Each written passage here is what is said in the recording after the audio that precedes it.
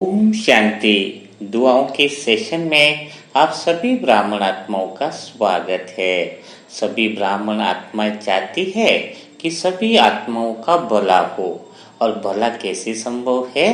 क्योंकि भला अगर करोगे तो भला का अर्थ उल्टा अर्थ क्या होता है? लाभ, है ना। भला का उल्टा होता है लाभ।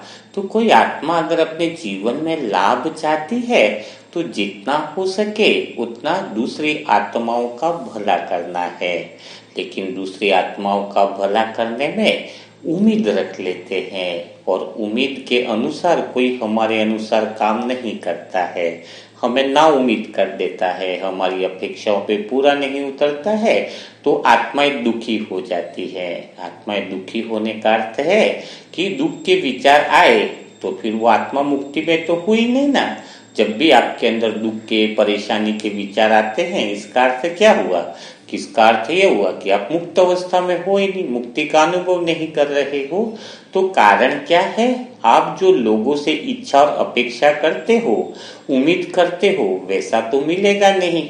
लेकिन फिर दुनिया वालों से क्या आपको उम्मीद बंद कर देनी चाहिए? नहीं, उम्मीद आपको और बढ़ा देनी चाहिए दुनिया वालों से। लेकिन आपको अपनी वास्तविक स्थिति का ज्ञान होना चाहिए। आप शरीर की साधनों की उम्मीदें करते हो, धन दौलत की, शरीर की अपेक्षाएं दूसरों से करते हो तो सदा दुख को पाओगे। लेकिन जब आत्मिक स्थिति में रहते हो और किसी को कुछ देते हो तो देना क्या है? आत्मा के खजाने दूसरे को देने हैं। सुख का खजाना, शांति का खजाना, आनंद का, प्रेम बांटो। जितना है उतना प्रेम बांटो। अब किसी ने आपके सामने मुस्कुराया तो भी आपको इस बात की खुशी होगी कि इसने मुस्कुराया, यानी उसको अपने खजाने की स्मृति है और उसने आपको स्माइल नहीं दी, बड़े अच्छे चेहरे से नहीं देखा, तो भी आपको खुशी इस बात की होनी चाहिए कि तेरा भी भला।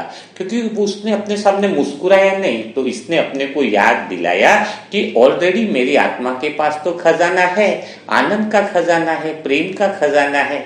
तो वो मुस्कुराए तो भी हम खुश हैं और नहीं मुस्कुराए तो भी हम खुश हैं। सुख में भी हम खुश हैं तो दुख में भी हम खुश हैं। तो उन दोनों परिस्थितियों के पार जब हम आत्मिक स्थिति में सदा रहने लग जाते हैं, अपने वास्तविक परिचय में रहने लग जाते हैं, तो फिर हमें कोई ना उम्मीद नहीं कर सकता है। हम किसी से ना उम्मीद नहीं होते हैं। और जब वो ना उम्मीद नहीं होंगे तो हम क्या रहेंगे? हम हमेशा मुक्त रहेंगे, यानी आत्मा के सत्य स्वरूप में रहेंगे। तो वो सत्य स्वरूप की प्रैक्टिस आपको पहले भी बताई है, लेकिन भूल गए हो तो थोड़ी और प्रैक्टिस करा देता हूँ। यह मुक्त अवस्था की प्रैक्टिस दिन में एक बार सबको करनी चाहिए। तो आपको क्या करना है? आत्मा के सत्य स्वरूप की वह प्रैक्टिस करने के लिए क्या करना है? तो आत्मा, पहले तो आपको बताया गया है कि आत्मा बोलती है या नहीं बोलती है। तो आत्मा कोई आवाज आती है या नहीं आती है? मन की तो एक अपनी आवाज रहती ही है, लेकिन आत्मा की भी एक अपनी आवाज है। और आत्मा की सबसे पहली आवाज कौन सी है? जो स्वतः ही आत्मा से निकलती है, वह है ओम की अनहद आवाज। आत्मा में स्वतः ही वो आवाज कौन सी चलती रहती है? ओम, है ना। तो अपना सत्य स्वरूप की आवाज जो है वो आत्मा की अनहद आवाज है। और आपकी आत्मा इतनी बोलती है तो कितनी गहरी बात है। तो यह आवाज कब सुनाई देती है? जब आपका मन बिल्कुल शांत हो तो वो अनहद आवाज इतनी प्यारी लगती है कि आप बिल्कुल खो जाते हो। तो उस अनहद आवाज को सुनते ही आप मुक्त अवस्था का अनुभव करते हो, जन्म मृत्यु से पार अवस्था का अनुभव करते हो, सुख दुख से पार अवस्था का अनुभव करते हो, शोर और शांति से पार गहरी मौन अवस्था का अनुभव करते हो। यानी यह शांति और शोर से भी ऊपर सत्य अवस्था है। यानी उसमें यह विचार भी नहीं आता है कि मैं आत्मा हूँ। यह विचार तो मन के अंदर आता है ना कि मैं आत्मा हूँ। किसको ज्ञान की जरूरत है? जब हम खुद ही आत्मा है, स्वयं ही अनुभव कर रहे हैं, तो कौन बोलेगा कि मैं आत्मा हूँ?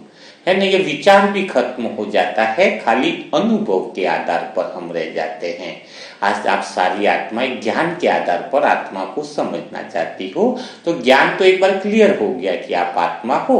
तो जब आत्मा समझ ही चुके हो, स्वरूप में स्थित रह गए हो, तब तो मन के विचारों से भी आत्मा दूर चली जाती है। तो कैसे और हम अनुभव करेंगे? तो इसका अनुभव करने के लिए आप जो भी हो पहले अपने बारे में लिखो डायरी में। जैसे किसी ने लिखा, आप दो चार जो चीजें मानते हो, जैसे किसी ने लिखा मैं किसी का हस्बैंड हूँ, मैं इंजीनियर हूँ, है ना, मैं आत्मा हूँ, ये भी है कई बार लिख लेते हैं कोई, है, मैं मास्टर सर्वशक्तिवान आत्मा हूँ, मैं बैंक में जॉब करने वाला हूँ, है, मैं बिजनेसमैन हूँ। तो अभी आपको क्या करना है? आपने 10 शब्द लिखे कि मैं बिजनेसमैन हूँ, मैं किसी का पति हूँ, मैं लड़का हूँ, मैं लड़की हूँ, है ना, मैं बुजुर्ग हूँ, मैं जवान हूँ। तो ये सारी बातें आपने लिख दी। अब एक काम करो, आप खाली ये लेबल आप हटा दो। क्या हटा दो? कि मैं बुजुर्ग हूं तो मैं बुजुर्ग आगे का पूरा भाग हटा दो। मैं किसी का पति तो मैं किसी का पति वो शब्द हटा लो। मैं लड़का हूं तो मैं लड़का को हटा लो। अब बाकी का क्या बचा आपके पास? बाकी का बचा खाली मैं हूं। आप खाली हूं यानी मैं बिजनेसमैन हटा दिया, मैं लड़का हटा दिया। तो यही माया है। यह झूठे लेबल लगे हैं जो बदलते रहते हैं।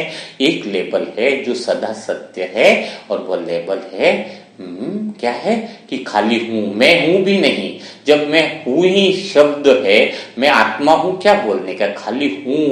और हूं कैसा है? हूं कैसा है? आत्मा खाली हूं। आप खाली हूं का अभ्यास करो कि मैं खाली हूं, है ना। और हूं कैसा है? अजर अमर और अविनाशी हूं। यह सत्य अनुभव में स्थित होना है। न तो मेरा आदि है न अंत है, न तो मेरी पैदाइश हुई है न मेरा अंत हो सकता है। हु की विशेषता क्या है कि हु जो है न तो उसका आदि है न अंत है। तो हु का न जन्म है न मरण है, जन्म मरण से पार। आप हु हो। आपकी कोई पास्ट की कहानी नहीं है, आपका कोई फ्यूचर की कहानी सोचने की जरूरत नहीं है। खाली आप पास्ट में भी हूँ थे और फ्यूचर में भी हूँ ही रहने वाले हो। फ्यूचर में भी आत्मा रहने वाले हो और पहले भी आत्मा ही थे। यह तो मन पे लेबल कई सारे लगे, हजारों लाखों लेबल लगे। अब तो इसमें फंसना निकल जाओ। तो आप खाली क्या हो? ऐसी संतुष्ट हो जिसमें किसी भी चीज की जोड़ने की आवश्यकता नहीं। कोई चीज इस हूं में से घटाई नहीं जा सकती है, कोई चीज इस हूं में जोड़ी नहीं जा सकती है। मैं विचार भी नहीं हो। क्या नहीं हो? कि मैं मन हूं, नहीं, मन भी नहीं हो। मन को देखने वाले हो, सृष्टि के आदि मध्य अंत को देखने वाले हो, खाली हो। आप जन्म को भी देखने वाले हो। शरीर जन्म लेता है ना, आत्मा का थोड़ी जन्म होता है। शरीर जो जन्म लेता है उसको भी देखते हो। शरीर जो मृत्यु को प्राप्त करता है उसको भी देखते हो। आप खाली हो, खाली हूँ। आप खाली हूँ हो। उसी की अनहद आवाज धीरे धीरे आपको सुनाई देगी। आप सारे लेवलों से पार हो। आप न लड़का हो न लड़की हो, न किसी के पुत्र हो न किसी के पिता हो, न किसी की पत्नी हो न किसी के पति हो। आप खाली हो, बिंदु, खाली पॉइंट हो। यू आर ओनली पॉइंट हो जिसमें संपूर्ण संपन्नता है। हु यानी संपूर्ण ब्रह्मांड की शक्तियां इसमें समाई हुई है। संपूर्ण निर्भयता है इस हु में। क्योंकि निर्भयता इसलिए है क्योंकि आप पहले भी आत्मा थे, आज भी आत्मा हो और आगे भी आत्मा रहने वाले हो। आपकी कोई कहानी नहीं है। कहानी तो मन बुद्धि के संस्कारों की है जिसमें लेबल अलग अलग लगते रहते हैं। तो आपको इस हूँ का अभ्यास करना चाहिए। इस हूँ की अवस्था में रहोगे तो किसी से कोई उम्मीद नहीं रहेगी। कोई हंसे तो भी आपको अच्छा लगेगा कि चलो वो भी हूँ है। और कोई रोए तो लगेगा कि वह हमें याद दिला रहा है कि हू के अंदर कितने खजाने हैं। कोई मान दे रहा है तो भी ठीक, कोई अपमान दे रहा है तो भी ठीक। आप स्वयं में इतने संपन्न हो, इतने संपन्न हो कि जब आपके पास किसी चीज की कोई कमी ही नहीं है, बाहर वाला सम्मान देगा तो सम्मान भी आपके अंदर जुड़ नहीं सकता, कोई अपमान दे तो अपमान भी आपके अंदर जुड़ नहीं सकता, तो कोई चीज आपके अंदर जुड़ ही नहीं सकती, चाह करके भी नहीं जुड़ सकती है। आप पहले से ही इस कुदरत में परिपूर्ण बने हो, इतने पूर्ण बने हो कि इसमें चाह करके भी कोई चीज जोड़ी नहीं जा सकती। जोड़ना किसको पड़ता है? जब अपूर्ण होता है कोई, तो पूर्ण से पूर्ण ही निकलता है। पूर्ण से पूर्ण ही निकलता का अर्थ क्या है? परमात्मा है ना, तो परमात्मा पूर्ण है, तो पूर्ण वाली चीज अपूर्ण कैसे बना सकता है? कोई पूर्ण है तो वह तो पूर्ण है, तो पूर्ण से पूर्ण ही निकलेगा ना। तो परमात्मा भी पूर्ण है, पूर्ण संपूर्ण पवित्र है, आत्मा भी संपूर्ण पवित्र है ना। संपूर्ण मास्टर शांति का सागर है। आत्मा में भी उतनी ही शांति है, आत्मा में उतना आनंद है। तो जब आप एकदम हूँ के ओरिजिनल सत्य अवस्था में आ गए हो, तो जिसमें मन में ये विचार भी नहीं रहा कि मैं आत्मा हूँ, उस विचारों से भी पार आप हूँ, उस विचारों को जानने वाले हो, तो कोई विचार आपका अनुभव कैसे करा सकता है? अगर कोई कहे कि मेरे को आपका नाम मुकेश है और आपको बोले कि आपको मुकेश का अनुभव करो, तो सामने वाला क्या, तुम्हें सामने वाला बोलेगा तो ही तुम मुकेश रहने वाले हो क्या? सामने वाले ने नहीं बोला तुम मुकेश नहीं, तो क्या तुम मुकेश नहीं हो? सामने वाले ने बोला मुकेश है तो ही तुम मुकेश हो। तो मन के विचार कैसे आत्मा का अनुभव कराएंगे कि मैं आत्मा हूँ, मैं शांत स्वरूप हूँ? अपना अनुभव तो स्वयं ही होगा ना। खुद का अनुभव करने के लिए आपको जाना थोड़ी पड़ेगा, यात्रा थोड़ी करनी पड़ेगी। देखो आपको कहीं पर जाना है, कहीं पर पहुंचना है तो यात्रा करनी पड़ेगी, दूसरी जगह जाना है, अपने को दूसरी जगह भागना है, दूसरी जगह एक स्थान से दूसरे स्थान पर जाना है तो यात्रा करनी पड़ेगी। यहाँ पर तो रुकने की जरूरत है, यहाँ पर तो यात्रा तुम्हारी खुद की खुद तक ही तो पहुंचना है, स्वयं ही तो पहुंचना है। तो वहां पर यात्रा कहाँ पे हुई? यहाँ यात्रा करने की जरूरत नहीं है, मन के लेबलों के पीछे भागने की जरूरत नहीं है, यहाँ पर तो रुकने की जरूरत है। मन में ठहराव आ जाए, मन गहरी मौन में चला जाए, मौन के अंदर यानी इस हूँ में समा जाए, मन इतना मौन हो जाए कि उसके अंदर जो आवाज निकले ना, वह मौन की आवाज निकले, एक साइलेंस की आवाज निकले। मन जब मौन में होगा तो आत्मा की ओरिजिनल स्थिति में समा जाएगा। हूँ में समा गए ना तो कुछ बातों का याद नहीं रहता, कुछ स्मृतियां नहीं याद आती, कोई कुछ भी बोल रहा है कुछ समझ में नहीं आएगा, सुनते हुए भी कान सुनने को तैयार नहीं, देखते हुए भी आंखें देखने को तैयार नहीं, बस हैं तो पूर्ण हो, जहाँ पर मेरा दोस्त भी मेरे साथ है, मेरा साजन मेरे साथ है, मेरा सदगुरु मेरे साथ है, सभी सर्व संबंध मेरे साथ हैं, एकदम पूर्ण रूप में वो मेरे साथ है। मैं भी पूर्ण हूँ, वो भी एकदम पूर्ण है। मैं आत्मा हूँ, बाप समान हूँ, मैं हूँ और बाबा है, और कोई भी बात नहीं है।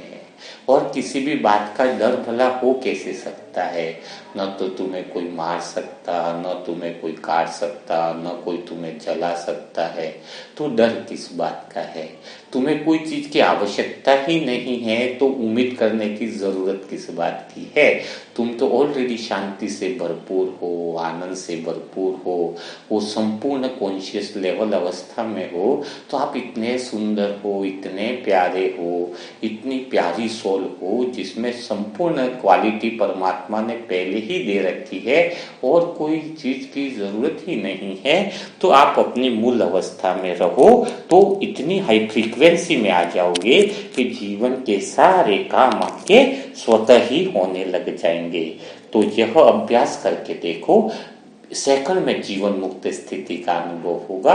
एक दिन इस अभ्यास में हूँ के अंदर जीवन जी के देखो, सारे बंधन स्वतः ही कट जाएंगे। समस्याओं के बारे में सोच सोच करके तुम समस्याओं को ताकत देते हो, पावर देते हो। तो अगर समस्या की तरफ देखोगे तो आत्मा की शक्ति समस्या को शक्ति देगी, तो समस्या बढ़ जाएगी। तो समस्या को देखना बंद कर दोगे तो समस्याएं पिघल जाएंगी, है ना। तो हु की अवस्था में रहो तो सारे लेवल खत्म हो जाएंगे।